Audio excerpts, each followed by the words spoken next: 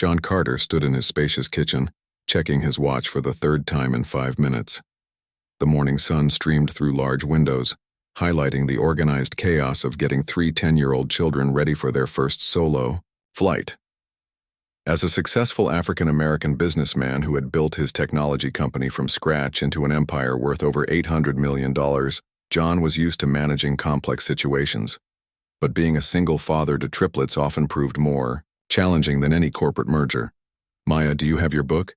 "Miles, please put your tablet in your backpack now." "Mason, those are not the shoes we agreed on," John said, his deep voice firm but patient. The Carter triplets moved around the kitchen island, each with their own distinct personality clearly on display. Maya, the thoughtful one with her hair, in neat braids decorated with colorful beads, carefully checked her carry-on bag for the 5th time. Mason, always concerned about his appearance, reluctantly changed his sneakers to more comfortable shoes for the flight. Miles, the most outspoken and energetic of the three, was busy explaining to their nanny why his tablet needed to be in his hand and not in his backpack. "But Dad, I need it for the security line. What if I get bored?" Miles argued, his expressive eyes wide with concern. Lisa Powell, the family's nanny for the past 8 years, stepped in with the ease of someone who knew exactly how to handle the situation. "Miles, remember our agreement. You can use it after security, but it needs to be packed until then." John smiled gratefully at Lisa. After his wife Karen died from cancer 3 years ago, Lisa had become an essential part of their family. Today, she would accompany the triplets to the airport, see them through security, and ensure they boarded their flight to New York, where John's mother eagerly awaited their week-long visit. "Everyone has their ID cards. Boarding passes are in the front pocket of each backpack. Emergency phone numbers memorized?" John went through his checklist once more. "Dad, we know," Maya said with the slight eye roll of a child who believed she was already grown.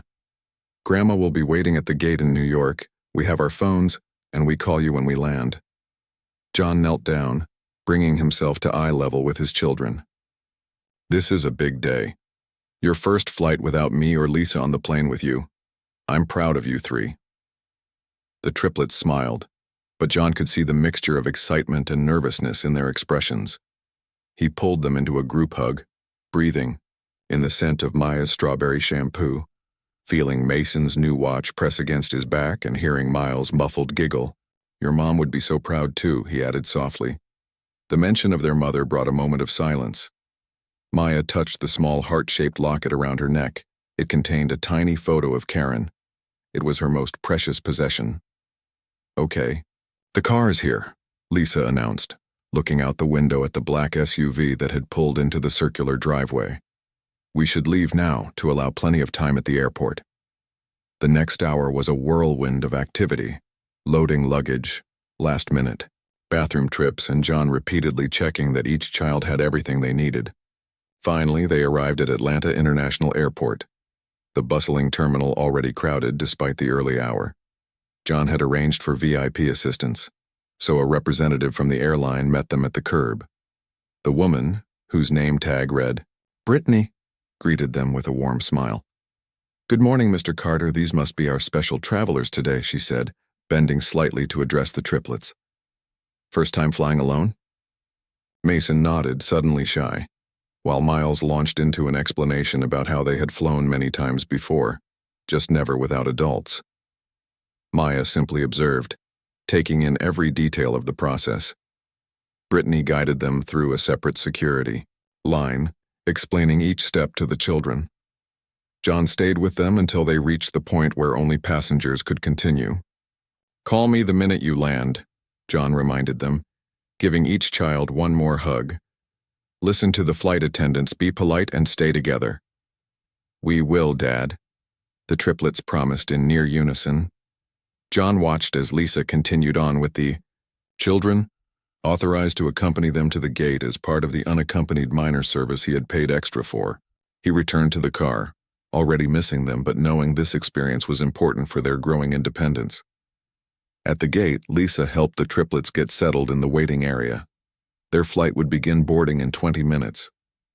First-class passengers would board first, and John had purchased first-class tickets to ensure the children would be well cared for and could board early to get settled. Remember, you'll have an hour in the air. Maya, you can read your book. Miles, then you can use your tablet. Mason, you have your drawing pad, Lisa reminded them. The flight attendants know you're traveling alone and will check on you often. When the pre-boarding announcement came, Lisa gathered the children's belongings. That's you. First class boards first. She walked them to the gate agent, presented their boarding passes and documentation, and watched as the agent smiled and welcomed the triplets aboard. Lisa would wait at the gate until the plane took off, as John had instructed. The triplets walked down the jetway, excitement building.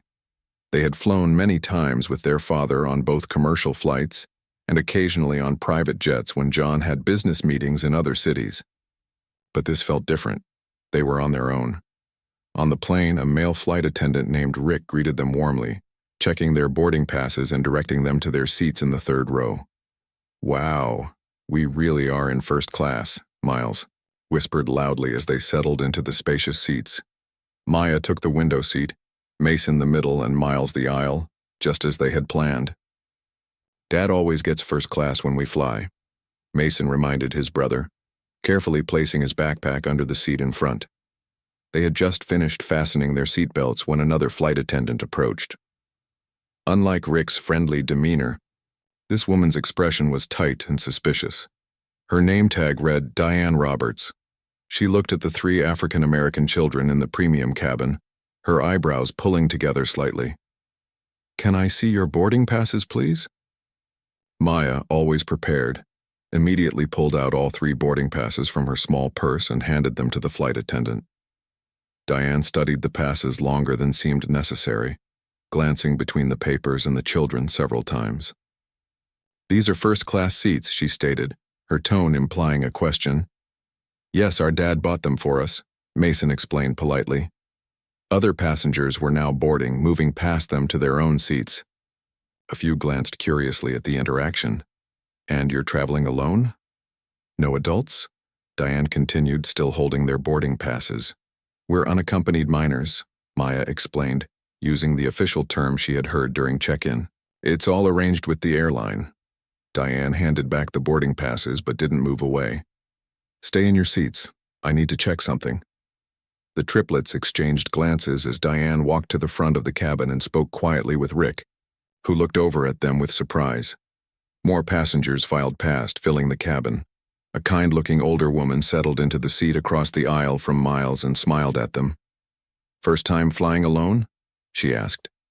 Miles nodded, but before he could say anything, Diane returned. "I'm going to need you 3 to come with me," she said loudly enough that nearby passengers turned to look. "There seems to be a problem with your seating arrangement." Maya's eyes widened. "But our boarding passes—" "Please come with me now," Diane interrupted, her tone leaving no room for argument. Confused and increasingly nervous, the triplets gathered their belongings. Mason's hands trembled slightly as he picked up his backpack. Miles looked like he might argue, but a warning glance from Maya silenced him. As Diane led them back up the aisle toward the aircraft door, other passengers watched with curious expressions. The triplets could feel the stares on their backs. "What's wrong with our seats?" Miles finally asked as they reached the jetway. "There's a booking irregularity that needs to be resolved before you can board," Diane replied stiffly, not making eye contact with any of the children. Through the windows of the jetway, Maya could see Lisa still waiting by the gate. Their eyes met, and Lisa's expression immediately changed from patient waiting to concerned alarm. She stood up quickly and moved toward the gate agent's desk. Mason grabbed his sister's hand, squeezing it tightly. "Dad's not going to like this," he whispered. Miles, never one to stay quiet, spoke up more boldly. "Our dad booked these tickets weeks ago. Everything is correct." Diane ignored his comment as she led them back into the terminal and toward the customer service desk, wherein increasingly worried, Lisa was already pulling out her phone to call John Carter. Lisa Powell's heart raced as she watched Diane Roberts lead the Carter triplets toward the customer service desk. After 8 years with the family, her protective instincts were on high alert. She had promised John she would see the children safely onto their flight, and now something was clearly wrong. What's happening? Why were the children removed from the plane? Lisa asked, her voice firm but controlled as she approached Diane. Diane barely glanced at Lisa. Are you their mother? No, I'm their nanny. Their father authorized me to accompany them to the gate. I need to know why they've been removed from the flight. There's a booking irregularity that needs to be resolved.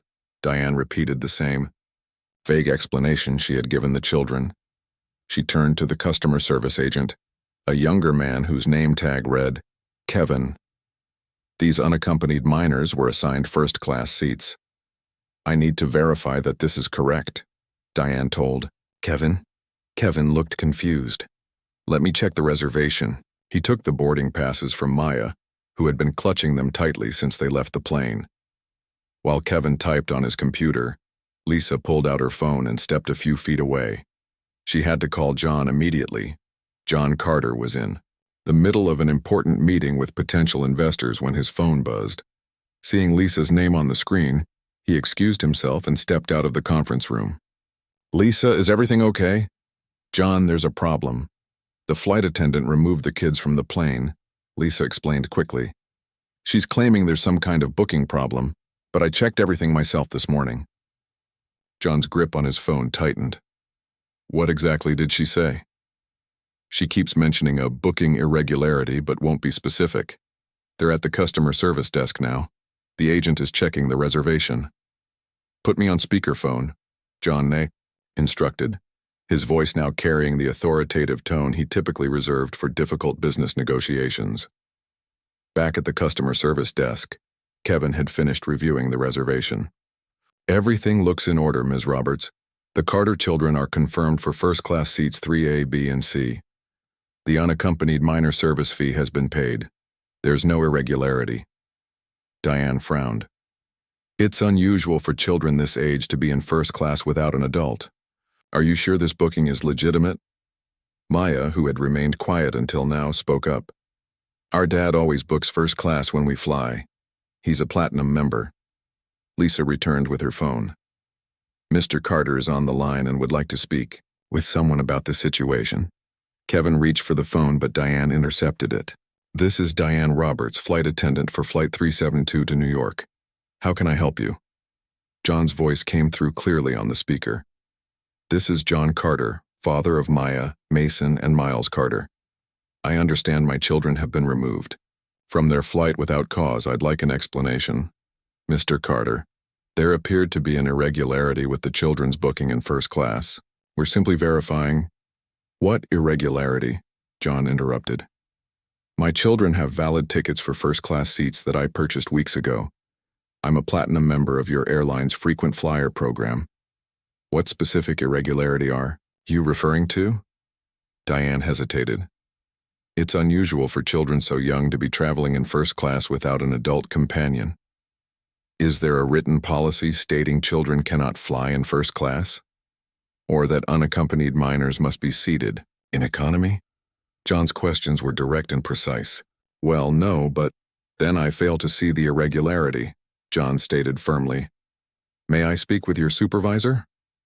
Kevin, who had been listening to the exchange with growing concern, stepped in. Mr. Carter, this is Kevin from customer service. I've reviewed your children's reservation and everything is in order. However, I'm afraid the flight is now preparing for departure. The doors have been closed. Miles looked up at the departure board and saw that their flight status had changed to boarding completed. His eyes filled with tears. We missed our flight, he whispered to his siblings. John heard his son's comment through the phone. My children have missed their flight because your employee removed them without valid cause, he said, his voice now tight with controlled anger. I expect your airline to remedy this situation immediately. Yes, sir. We can rebook them on the next available flight to New York, Kevin offered. When is that flight? Kevin checked his computer. The next flight with 3 available seats is at 3:40 p.m. That's nearly 5 hours from now, Lisa pointed out. John made a quick decision. Lisa, stay with the children. I'll be there shortly. He ended the call and immediately made another to his executive assistant. Kelly Bates. Kelly, I need the jet ready to fly to New York as soon as possible. The Triplets. Flight has been canceled and I'm taking them myself. Right away, John. I'll call the airfield and have everything prepared. Do you need a car to take you to the airport? Yes. And have another car ready at the private terminal when I arrive.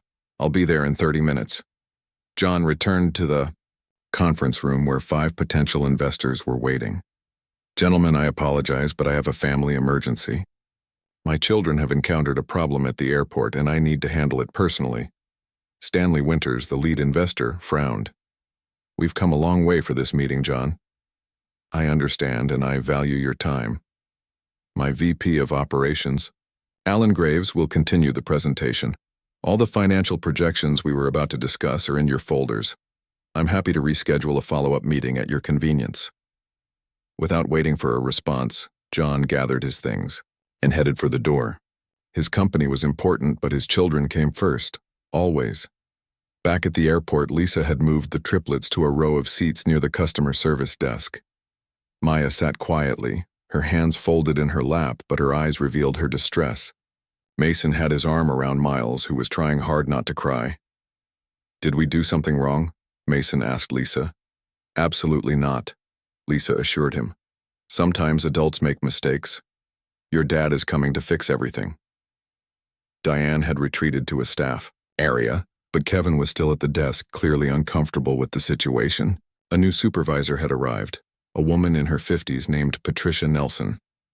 Ms. Powell, I want to apologize for the confusion, Patricia said, approaching Lisa and the children. I've reviewed the situation, and there was no valid reason for removing the children from their flight. Then why did it happen? Lisa asked. Patricia hesitated. We're looking into that. In the meantime, we've arranged for complimentary access to our premium lounge while you wait for the afternoon flight. We'll also provide meal vouchers for the children. Lisa nodded but didn't smile. Thank you, but Mr. Carter is on his way. He'll make the final decision about his children's travel arrangements. In the lounge, the triplets sat close together on a plush sofa. Despite the comfortable surroundings and the snacks Kevin had brought them, they remained subdued. Grandma, we'll be worried when we don't get off the plane, Maya said, always thinking of others. I'll text her to let her know what happened, Lisa assured her, sending a quick message to John's mother, Eleanor Carter, in New York. Miles, who had been quiet for an unusually long time, suddenly asked, Was it because we're black? The question hung in the air. Lisa took a deep breath, choosing her words carefully. I don't know for sure why the flight attendant did what she did, but sometimes people make unfair judgments based on how others look. Dad says that happens sometimes, Mason added. He says we have to be twice as good and twice as polite.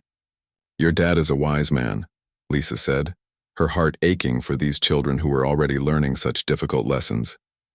The lounge door opened, and John Carter strode in. His tailored suit and commanding presence turned heads, but his focus was entirely on his children. The triplets jumped up and ran to him. Dad! Miles reached him first, wrapping his arms around his father's waist. John knelt down to embrace all 3 of his children at once. Are you okay? He asked, examining each of their faces. We missed our flight, Maya explained. The airline said we can take another one later, Mason added. John stood up, keeping his hands on Miles and Mason's shoulders. We don't need their flight. Our plane is waiting. Lisa raised her eyebrows. John rarely used his private jet for family trips, preferring to teach his children about normal travel experiences. You brought the private plane? Miles asked, his sadness instantly replaced with excitement. I did. But first I need to speak with someone from the airline. John's expression made it clear he wasn't leaving without addressing what had happened to his children. John Carter walked toward the customer service desk with purpose in every step. Lisa stayed with the triplets in the lounge area, knowing from years of working with John that he needed to handle this situation his way. The children watched their father, their expressions a mixture of worry and pride. Patricia Nelson, the supervisor who had offered the lounge access, noticed John approaching and straightened her posture. She recognized the look of a man who was not going to accept empty apologies or standard compensations. Mr. Carter, I'm Patricia Nelson, customer service supervisor, I want to personally apologize for the inconvenience your children experienced today. John looked directly into her eyes. Ms. Nelson, what happened today was not an inconvenience. My children were humiliated and discriminated against. Patricia's smile faltered. I assure you, sir, our airline does not discriminate. Then explain to me why my children, who had valid first-class tickets and all proper documentation, were removed from their flight, John interrupted. His voice remained calm, but carried an intensity that made others in the area turn to listen. There seems to have been a misunderstanding regarding the booking, Patricia began. No, there was no misunderstanding. Your employee, Diane Roberts, saw 3 black children in first class and decided they didn't belong there. Patricia flinched at the directness of his statement. Mr. Carter, that's a serious accusation. I'm sure Ms. Roberts was simply following protocol for unaccompanied minors. What protocol specifically requires removing children from a flight when their documentation is in order? I'd like to see that in writing. Kevin, who had been quietly observing, stepped forward. Sir, there is no such protocol. I've checked the reservation thoroughly and everything was in order. Patricia shot Kevin a warning glance, but John nodded appreciatively at the young man's honesty. Thank you, Kevin. I want to speak with Diane Roberts.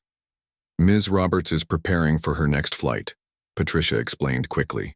But I can assure you that we'll conduct a full investigation into this incident. John took out his business card and handed it to Patricia. I expect that investigation to be thorough and transparent. My attorney will be following up. The mention of an attorney changed Patricia's demeanor immediately. She took the card and read it, her eyes widening slightly as she recognized the name of John's technology company. Of course, Mr. Carter, we take these matters very seriously. John wasn't finished. My children missed their flight because of your employees' actions. They were embarrassed in front of other passengers. They were made to feel as if they had done something wrong. We've offered to rebook them on the next available flight, with an upgrade to first class, of course, Patricia said. That's not necessary. I've arranged alternative transportation. John's tone made it clear the conversation was over. I'll be filing a formal complaint with your airline's corporate office. This isn't about compensation for me. It's about ensuring no other children experience what mine did today. John returned to the lounge where Lisa and the triplets waited. Maya immediately picked up on her father's tension and reached for his hand. Are we in trouble, Dad? She asked quietly. John's expression softened as he looked at his daughter. No, sweetheart. You didn't do anything wrong. None of you did. He turned to include Mason and Miles in his gaze. Sometimes in life, you'll encounter people who judge you unfairly based on how you look. What matters is how you respond to that unfairness. By getting our own plane? Miles asked, a hint of his usual mischief returning. John couldn't help but smile. No, by standing up for what's right, with dignity and determination. Now let's go see Grandma. The family gathered their belongings and followed John out of the terminal. A black SUV with tinted windows waited at the curb, the driver holding a sign that read, Carter Family. Richard, thank you for coming on such short notice. John greeted the driver, who opened the doors for the family. Always happy to help, Mr. Carter, Richard replied, helping to load the children's luggage into the vehicle. As they drove away from the main terminal, Miles pressed his face against the window. Are we going to a different airport? Not exactly, John explained. We're going to the private aviation section. It's still part of the airport, but it's where people who own or charter private planes take off and land. The triplets exchanged excited glances. They had flown on their father's jet before, but usually only for special occasions or when John had important business meetings in other cities. Did you cancel your meeting, Dad? Mason asked, always sensitive to his father's work commitments. John nodded. Some things are more important than business meetings. The SUV turned off the main airport road and approached a separate entrance marked Private Aviation Terminal. They passed through a security gate where the guard recognized John and waved them through. The vehicle pulled up to a sleek modern building much smaller than the main terminal. Inside, the difference was striking. Instead of crowded gates and long lines, the private terminal featured comfortable seating areas, A small cafe and large windows overlooking the tarmac where several private jets were parked. A staff member greeted John by name as soon as they entered. "Good morning, Mr. Carter. Your aircraft is ready and waiting. The flight plan to New York has been filed, and you're cleared for takeoff as soon as you board." "Thank you, Angela," John replied. "Have there been any calls from my office?" "Yes, sir. Ms. Bates called to confirm that your mother has been informed of the change in plans. She'll be waiting at the Teterboro terminal when you arrive." The triplets had spread out to look through the large windows at the planes outside. "Which one is ours, Dad?"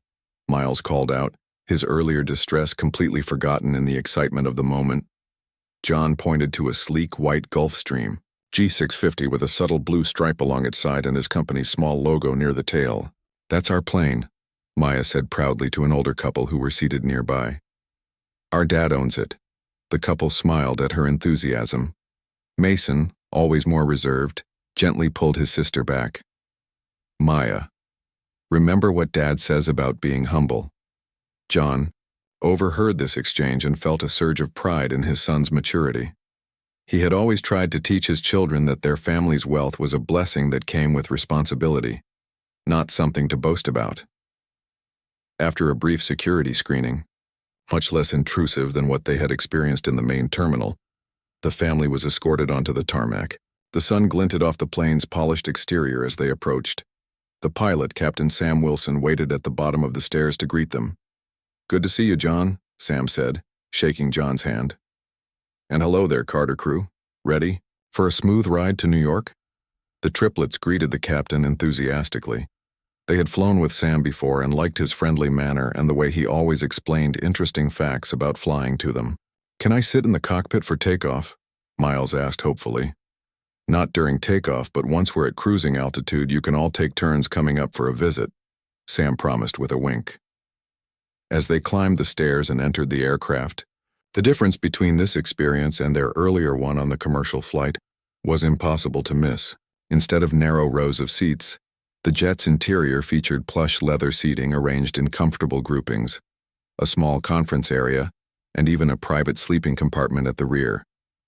Penny Reed, the flight attendant John employed for his private flights, greeted them warmly. Unlike Diane Roberts, Penny's smile was genuine as she welcomed the children aboard. "I've prepared some snacks for the flight," she told the triplets, "including those chocolate chip cookies you like, Miles."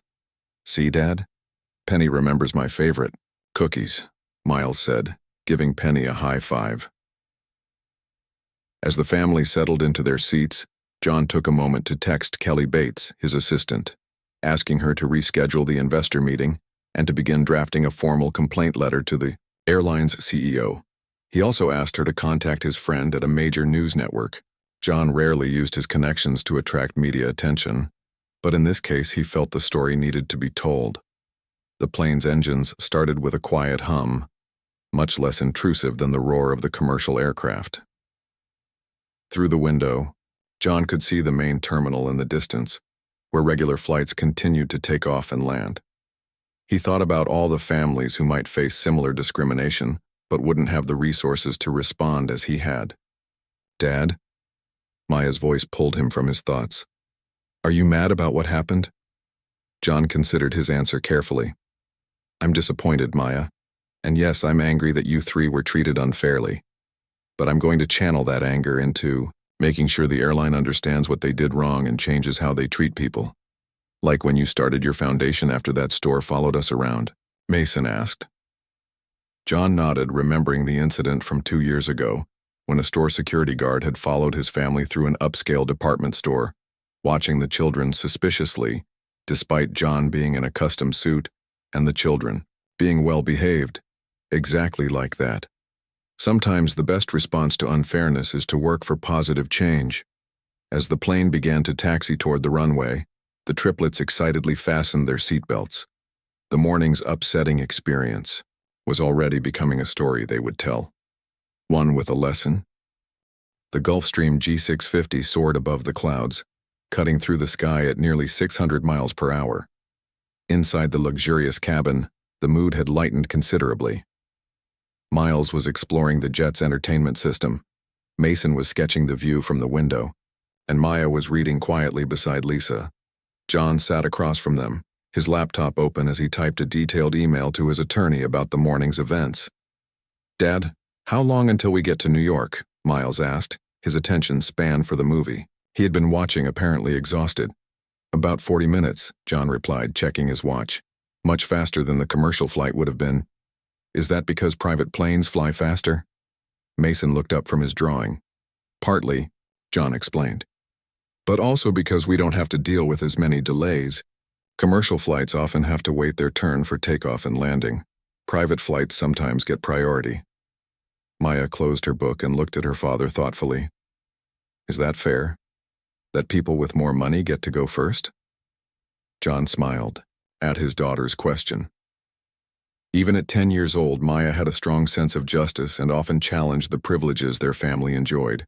It was a quality John actively encouraged in all his children. "That's a good question," he said. "And no, it's not always fair. That's why I try to make sure our advantages help others too, not just ourselves." "Like your foundation?" Miles asked. "Exactly. Having resources means having the responsibility to use them well." The plane's intercom chimed softly, and Captain Sam's voice came through. "Mr. Carter, we're beginning our descent into the New York area. We should be on the ground at Teterboro in about 20 minutes. John thanked the pilot and began to close his laptop when a notification appeared on the screen. It was an email from Kelly with the subject line, "Incident going viral." He opened it quickly and read, "John, several passengers from the flight posted about what happened on social media. One video shows the triplets being escorted off the plane. It's already gained significant attention online. Major news outlets are picking up the story. Calls are coming in for comment. How do you want to handle this? Kelly." Attached to the email was a link to a social media post. John clicked it and watched a short video taken by a passenger seated near where his children had been. The footage clearly showed Diane Roberts speaking dismissively to the triplets and then leading them off the plane despite Maya's attempt to show their boarding passes. The comments beneath the video were a mix of outrage and support for the children. One comment stood out. "Watch this happen in real time. Those kids were polite and had proper tickets. Flight attendant just didn't think black kids belonged in first class. Shameful.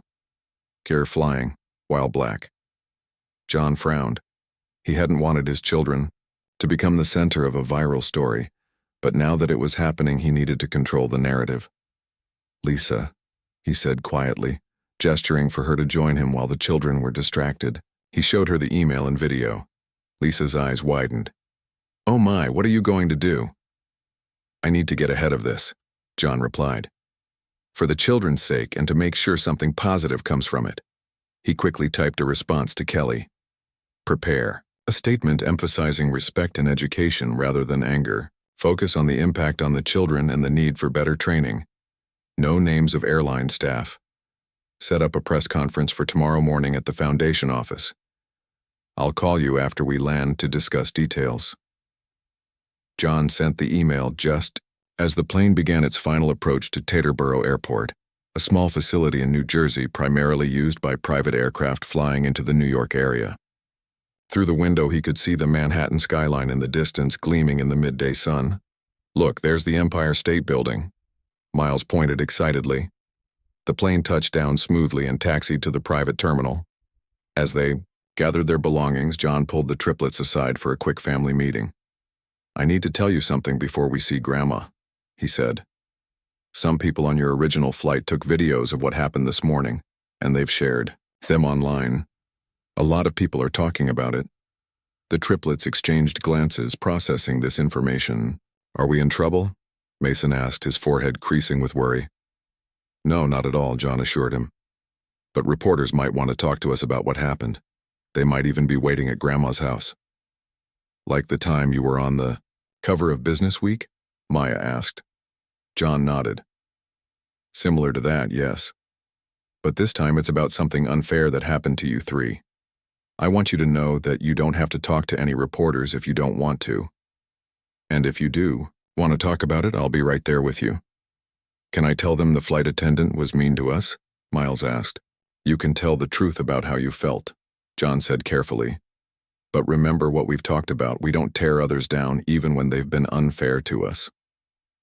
As the plane door opened and the stairs were positioned, John could see his mother waiting in the terminal. Eleanor Carter, a dignified woman in her 70s with silver hair and the same warm brown eyes as John, waved when she spotted her grandchildren. The triplets rushed down the stairs and across the tarmac, their earlier troubles momentarily forgotten, in the excitement of seeing their grandmother. Eleanor embraced each child warmly, then looked over their heads at her son with a questioning expression. "I'll explain everything," John mouthed as he approached. "Grandma, we flew on Dad's private plane," Miles announced proudly. "I see that," Eleanor replied with a smile. "What a special treat. I thought you were coming on a regular flight." "We were supposed to, but," Mason began, but then looked uncertainly at his father. John placed a hand on his son's shoulder. "There was a problem with the commercial flight, Mom. I'll fill you in on the details later." Eleanor's eyes narrowed slightly. She knew her son well enough to sense there was more to the story, but she nodded. "Well, I'm just glad you're all here, safe and sound. The car is waiting outside to take us home." As they walked through the small terminal, John noticed several people glancing at them and then at their phones, as if comparing them to images they were seeing online. His instinct to protect his children kicked in and he moved closer to them. Outside, a black town car waited by the curb. The driver, an older man named Harold who had worked for Eleanor for years, greeted them warmly and helped load their luggage into the trunk. As they settled into the car for the drive into Manhattan, John's phone began to ring repeatedly with calls from Kelly, his PR team, and several news outlets. He silenced it for now, wanting to focus on his family. "Dad, look," Maya said suddenly, holding up her tablet. She had connected to the car's Wi-Fi and was looking at social media. "People are sharing pictures of us." John looked at the screen and saw that the hashtag #FlyingWhileBlack was trending. The video from the plane now had hundreds of thousands of views, and news websites were beginning to run stories with headlines like, "Airline under fire after black children removed from first class," and "Tech CEO's children face discrimination on morning flight." "Is this bad, Dad?" Mason asked, looking worried again. John considered his answer carefully. "It's complicated, Mason. What happened to you was wrong, and people are upset about it. That's actually a good thing. It means many people care about fairness, but having so much attention can be uncomfortable." Eleanor, who had been listening quietly, spoke up. "When I was a girl, things like this happened all the time, but nobody had phones to record it, and the news didn't care about our stories. There's power in being seen and heard." The triplets looked at their grandmother with new interest. Eleanor rarely spoke about her experiences growing up in the 1950s and 60s, but John knew she had faced far worse discrimination than what his children had encountered today. "Did people treat you badly, Grandma?" Miles asked. Eleanor nodded slowly. "Sometimes they did. But I never let it stop me from doing what I needed to do. And look at us now. My son owns his own company and flies in his own jet, and my grandchildren are growing up with opportunities I could only dream about." She reached over to squeeze Maya's hand. "What matters is how you respond to unfairness. You can let it make you bitter, or you can let it make you better." John smiled gratefully at his mother. She had always had a way of putting things in perspective. As the car drove through the Lincoln Tunnel into Manhattan, John made a decision. This incident, unfortunate as it was, could be turned into an opportunity for greater awareness and change. His children were learning a difficult but important lesson about the world they lived in, and with his platform and resources, he could help ensure that their experience led to positive action. He looked at his phone, where notifications continued to appear, and then at his children, who were now pointing out familiar landmarks to their grandmother as they entered the city. The contrast between their temporary distress this morning and their resilience now filled him with pride. They would get through this together, and perhaps make things a little better for other families in the process. Eleanor Carter's Manhattan apartment was spacious and elegant, with large windows overlooking Central Park. The triplets had been coming here since they were babies, and they loved their grandmother's home almost as much as their own. By the time they arrived, it was mid-afternoon and the children were hungry despite the snacks they had eaten on the plane. "I made your favorite lunch," Eleanor told them as they settled in. "Grilled cheese sandwiches and tomato soup." "With the fancy cheese?" Miles asked hopefully. Eleanor laughed. "Yes, with the fancy cheese." While the children ate in the dining room with Lisa, John and his mother spoke quietly in the kitchen. "What really happened, John?" Eleanor asked, her voice low but firm. John explained the morning's events, trying to keep his anger in check. Eleanor listened without interrupting, her expression growing more serious with each detail. "I'm not surprised," she said when he finished. "Disappointed, but not surprised. Some things change more slowly than others." "The airline keeps calling to apologize," John said. "They've offered free flights, upgrades, all the usual damage control, but that's not what I want." "What do you want?" John thought for a moment. "I want real change. Better training for their staff. Clear policies that are actually followed. And I want my children to see that when something unfair happens, you don't just accept it. You work to fix the system." Eleanor nodded approvingly. "That's my son." She glanced toward the dining room. "How are they handling it?" "Better than I would have at their age," John admitted. "They're resilient, but they shouldn't have to be resilient about things like this." "No, they shouldn't," Eleanor agreed. "So what's your plan?" John checked his phone, which had been buzzing continuously. "The story has gone national. Every major news outlet is covering it. Kelly has scheduled a press conference for tomorrow morning." "Are you going to take the children?" "Only if they want to go. I won't put them in front of cameras. If they're uncomfortable." After lunch, John gathered the triplets in Eleanor's comfortable living room. Lisa had gone to unpack their bags, and Eleanor was making tea in the kitchen, giving the family some privacy. "I need to ask you something important," John began. "Tomorrow, I'm going to talk to reporters about what happened at the airport. Would you like to be there with me, or would you prefer to stay here with Grandma?" The triplets looked at each other, having one of those silent conversations that John had observed since they were toddlers. Maya spoke first. "Will the flight attendant get fired if we talk to the reporters?" The question surprised John. "That's not up to us, Maya. The airline will decide how to handle their employee." "I don't want her to lose her job," Maya said firmly. She was wrong, but maybe she just needs to learn. John felt a surge of pride in his daughter's compassion. "That's very kind of you." "I want to talk to the reporters," Miles declared. "I want to tell them how it felt." "And you, Mason?" John asked his quietest child. Mason thought for a moment. "Will it help other kids if we talk about what happened?" "I believe it might," John replied honestly. "Then I'll do it too." John nodded, respecting their decisions. "Okay. But remember, you can change your minds at any time, and you only have to answer questions you feel comfortable with." That evening, while the children played board games with their grandmother, John prepared for the press conference. He had received calls from civil rights organizations, diversity consultants, and other parents sharing similar experiences. The incident had clearly touched a nerve and opened up an important conversation. John worked with Kelly and his PR team to craft a statement that focused on education and improvement, rather than blame and punishment. He wanted this to be a teaching moment, not just for the airline, but for anyone watching. The next morning, the Carter family arrived at the offices of the Carter Foundation, a nonprofit organization John had established 3 years earlier to promote education and opportunity in underserved communities.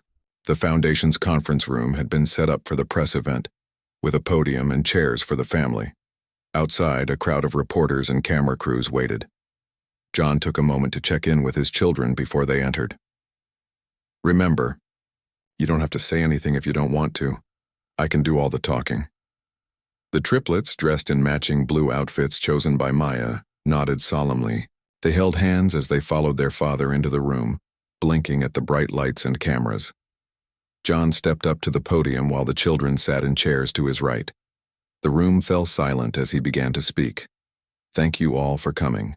Yesterday morning, my children, Maya, Mason, and Miles experienced something that no child should have to face. They were removed from a flight they were fully authorized to be on, with tickets I had purchased weeks in advance. They were questioned, doubted, and ultimately humiliated in front of other passengers. John paused, looking at his children. But this press conference is not about anger or blame. It's about learning and growing. It's about acknowledging that we still have work to do in creating a society where everyone is treated with equal respect and dignity.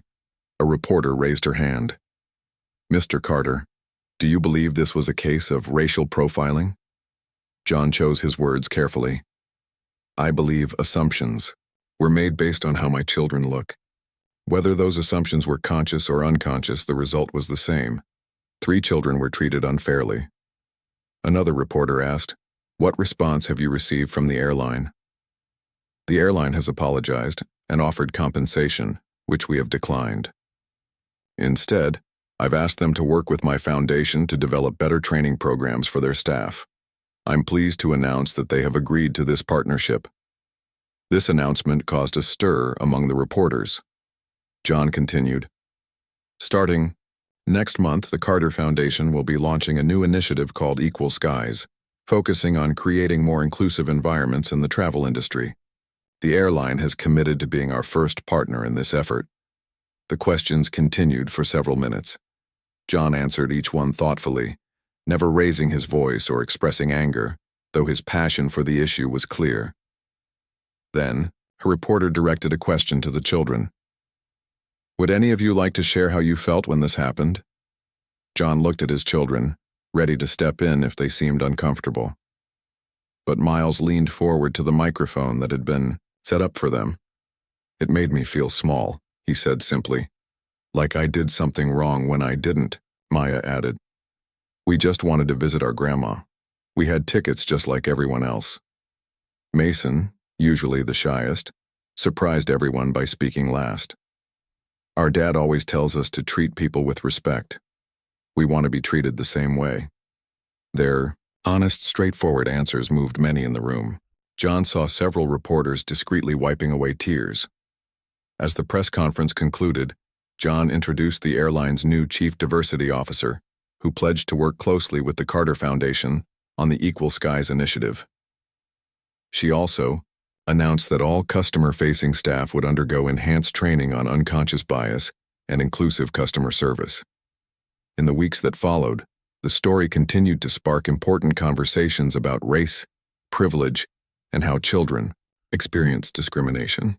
The video of the triplets being removed from the plane was shown in diversity training sessions, not just at the airline, but at companies across the country. Diane Roberts, the flight attendant, was not fired as Maya had feared. Instead, she went through intensive training and later requested to meet with the Carter family to apologize in person. John agreed to the meeting, believing in the power of reconciliation and growth. The meeting took place at the Carter Foundation offices. Diane was nervous but sincere as she apologized to the children. "I made assumptions I shouldn't have made," she admitted. "I've learned a lot from this experience, and I'm committed to doing better." The triplets accepted her apology with grace, beyond their years. Maya even showed Diane the book she had been planning to read on the original flight, and the two had a brief conversation about favorite authors. 6 months later, John was invited to speak at a national conference on corporate diversity and inclusion. He brought the triplets with him. Before he took the stage, Maya tugged at his sleeve. "Dad, are you going to tell them about the flight attendant?" she asked. "Yes, but I'm also going to tell them what happened after, how she apologized and how you 3 showed such forgiveness." Maya nodded, satisfied. "That's the most important part of the story, isn't it? Not what went wrong, but how it was made right." John smiled at his daughter's wisdom. "Exactly, Maya. That's exactly right." As John looked out at the audience of business leaders and decision-makers, he felt hopeful. The unfortunate incident that had begun with his children being removed from a plane had led to real, measurable change. New policies were being implemented, unconscious bias training was becoming standard practice, and most importantly, his children had learned that their voices mattered and could help create a better world. The Carter triplets sat in the front, row, watching their father with pride. They had experienced unfairness, but they had also experienced the power of speaking up, the importance of forgiveness, and the possibility of turning a negative situation into positive change. These were lessons that would stay with them long after the details of that morning at the airport faded from memory.